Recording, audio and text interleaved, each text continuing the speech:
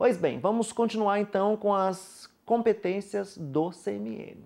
Então, autorizar a emissão é CMN, né, compartilhada aí com o Congresso, conforme nós já vimos. Aprovar os orçamentos monetários também é o CMN, né, e esse orçamento é preparado pelo Banco Central. Determinar as características gerais das cédulas e das moedas, também CMN. Né? Então, como é que é o desenho da moeda, como é que é o desenho da cédula? É o CMN que aprova. Fixar as diretrizes e normas da política cambial.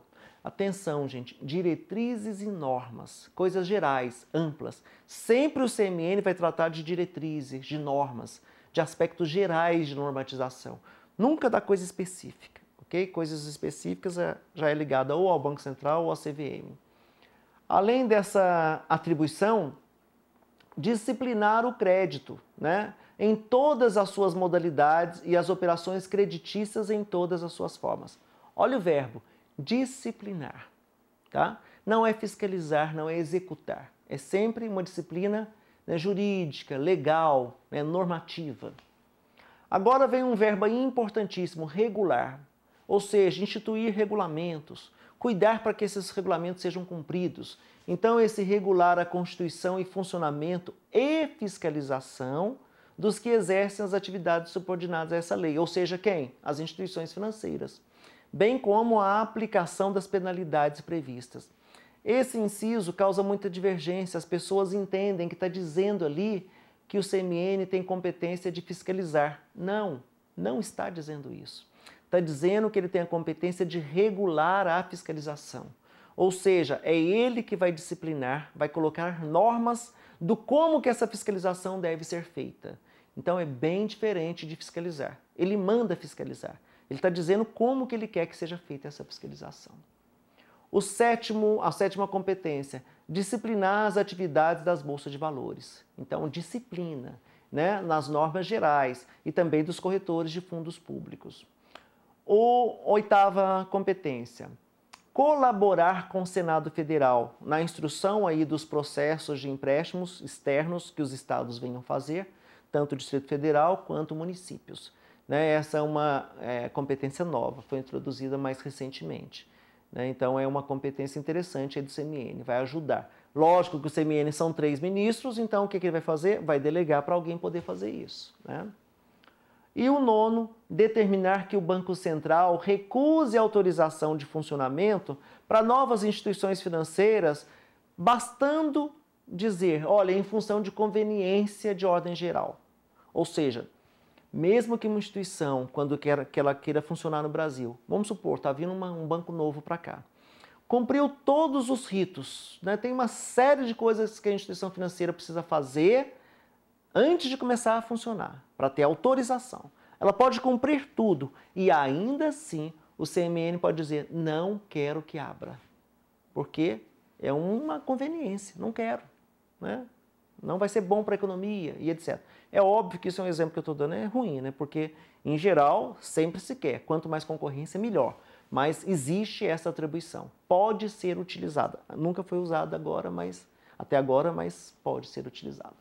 Ok, vamos prosseguir então com as competências do CMN. Então, continuando na competência aí, nós temos fixar as diretrizes e normas da política cambial. Viu que lá no objetivo era apenas regular o valor interno da moeda, o valor externo da moeda? Pois bem, aqui isso se abriu em umas 3 competências. Então a competência é mais específica, mais detalhada. Fixar diretrizes e normas da política cambial, inclusive quanto à compra e venda de ouro e quaisquer operações em direitos especiais de saque e em moeda estrangeira. Por quê? Porque o ouro é cotado em dólar, sempre. Então o que acontece? Tudo que se refira aí a algo que tem a ver com o câmbio, as diretrizes e normas são fixadas pelo CMN. Continuando nas competências, disciplinar o crédito em todas as suas modalidades e as operações creditícias em todas as suas formas. Depois, regular a constituição, funcionamento e fiscalização dos que exercerem as atividades subordinadas a essa lei, bem como a aplicação das penalidades previstas. Já falei disso, aqui está só mais detalhado. Limitar sempre que necessário as taxas de juros, né? Então tem ali uma questão de, vamos dizer, de autorização, né, de olhar para ver se está coerente essas taxas. Outorgar o monopólio das operações de câmbio ao Banco Central, quando houver um grave desequilíbrio na entrada e saída desses, né, no balanço cambial do país. Isso é interessante. Em 2000, por exemplo, quando teve a flutuação do nosso câmbio, né, houve um alvoroço no mercado. E o que está dizendo a lei? Olha, o CMN pode outorgar, pode delegar essa competência exclusivamente ao Banco Central, para que o Banco Central tenha o monopólio das operações de câmbio no Brasil. A operação cambial, as operações de câmbio, vocês vão ver com o professor Cabral. Mas não custa nada a gente ir ao quadro para dar um exemplo de como é que funciona isso. Vamos lá? Primeira situação que a gente tem aqui, eu tenho dois clientes, duas pessoas que querem trocar moedas estrangeiras. Eu tenho um com reais e tenho outro com dólar. Nunca eles podem trocar essas reservas aqui diretamente. Isso aqui é proibido. Não pode diretamente. Sempre vai ser por intermédio de uma instituição financeira. Sempre vai ser com autorização do Banco Central. Então, o Banco Central autoriza uma instituição financeira X, né? E essa instituição financeira X ou instituição financeira Y, tanto faz, é que vai estar trocando, né, os recursos financeiros com esse cliente. Sempre. Mesmo que esse cliente esteja no exterior ou aqui dentro do país, não importa. Sempre vai haver a intermediação financeira do Banco Central. E é o Banco Central que autoriza as instituições financeiras. Então, o que essa norma, essa competência está dizendo? Que em casos de graves desequilíbrios, o CMN pode dizer, olha, Banco Central, você tem um monopólio. Ninguém mais faz operação de câmbio se não for diretamente com você. É isso que ele está dizendo.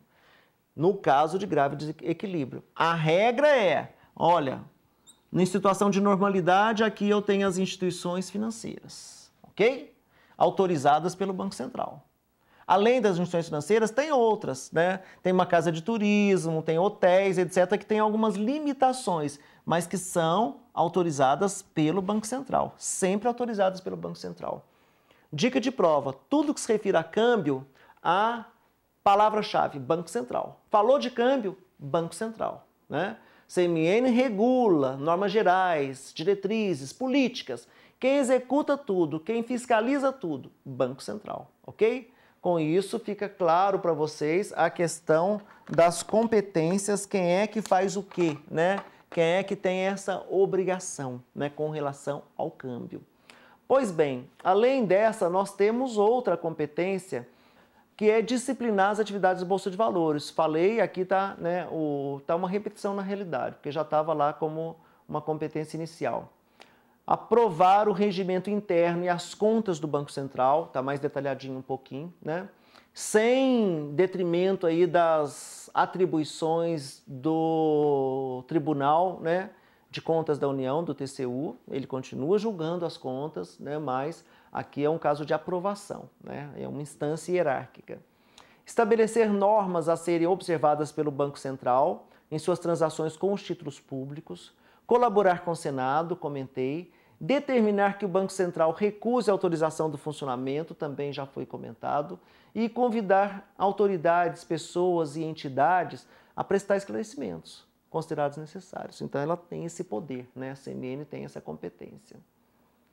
Vamos falar um pouquinho das comissões consultivas? Então, agora eu vou voltar ao slide para que a gente comente essa questão das questões consultivas. O CMN e as suas comissões consultivas sempre vem em prova. Entretanto, infelizmente, a gente tem que ensinar aqui as duas coisas. Modelo novo e modelo antigo. O que significa isso? De verdade, hoje não são mais essas comissões. Entretanto, vive-se pedindo.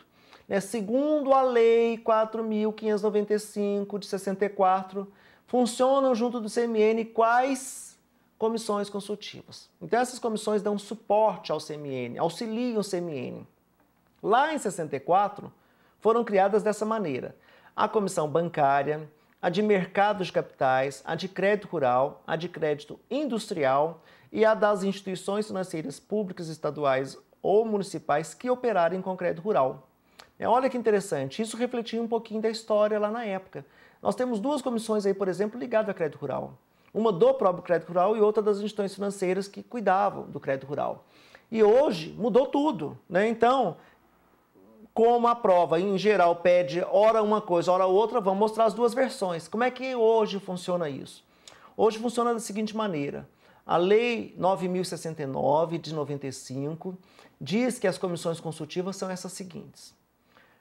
A primeira, normas e organização do sistema financeiro. A segunda, mercado de valores mobiliários e de futuros, né? Então ligado à bolsa. Terceira, crédito rural. Quarta, crédito industrial. Quinta, crédito habitacional, saneamento e infraestrutura urbana. Sexto, endividamento público. E sétimo, política monetária e cambial. Então dá para ver aí que só tem duas que se mantiveram, né? A crédito rural e o crédito industrial. O resto tudo é comissão nova, diferente. Infelizmente, volto a insistir, guarde as duas maneiras. Não tem outro jeito, né? Porque costuma vir em prova. Partimos agora para um outro quadro, né? O Conselho de Recursos do Sistema Financeiro Nacional. Como é que funciona esse Conselho de Recursos? Esse Conselho de Recursos do Sistema Financeiro Nacional é um órgão colegiado, de segundo grau, integrante aí da estrutura do Ministério da Fazenda e cuja secretaria executiva funciona no próprio Banco Central. Eu vou criar uma situação aqui e depois a gente vem lendo, né, os tópicos, ok? Eu vou ao quadro de novo para explicar. Então, o Conselho de Recursos do Sistema Financeiro Nacional. Para que existe? Como é que funciona?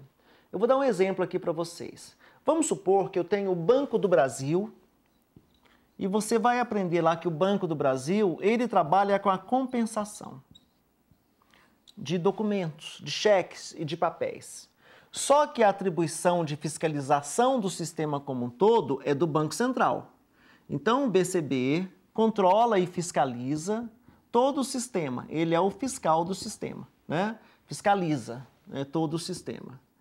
Aí, vamos supor, por uma hipótese aqui, que o Banco do Brasil tenha atrasado a sua compensação num determinado dia. Era para ela fechar meia-noite, né? Aí o cara foi lá e fechou 3 horas da manhã.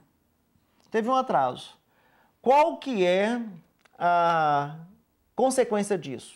Atrapalha todo o sistema financeiro, né? Fechamento de valores, etc.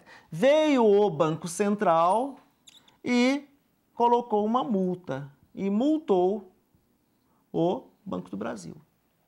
Aí o Banco do Brasil pode, numa primeira instância, né, recorrer dessa multa. Então, administrativamente, numa primeira instância, o Banco Central vai recorrer a quem?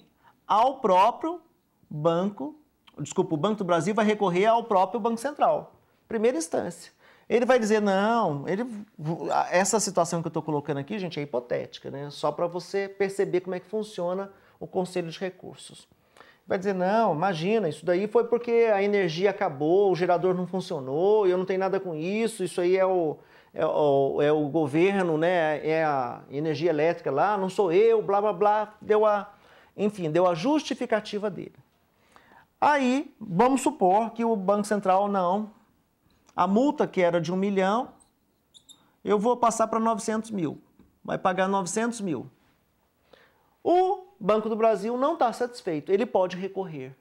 E é aí que entra o Conselho de Recursos do Sistema Financeiro. Então, numa segunda instância, o Banco do Brasil pode administrativamente recorrer. A quem? Agora ele vai recorrer ao Conselho de Recursos do Sistema Financeiro Nacional.